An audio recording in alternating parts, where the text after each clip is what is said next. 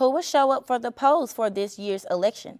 Reporter Kristen Gallant is in the studio to tell us what generation may or may not show up to vote. A younger generation is starting to rise as one of the most influential generations when it comes to our presidential election. If you were born in the late 1970s to early 2000s, you might find yourself as being a part of the millennial generation.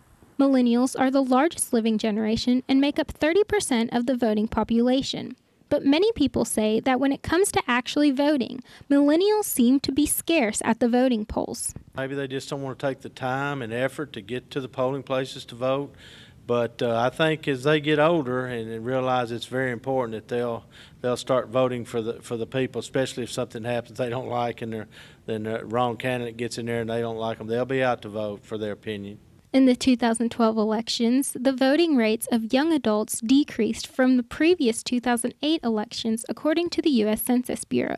Every vote matters. I mean, you may not think it does, but, you get to express your opinion and, you're an American, so you have the right to do it. Rooms, just like this one, will be filled tomorrow with early voters, but how many of those early voters will be millennials? Only time will tell how this year's election will compare to previous years. The older you get, the more it's an honor to get to vote here in the country, so we're hoping people come out and vote. Early voting does start tomorrow, but the official election day is November 8th. For MT10 News, I'm Kristen Gallant.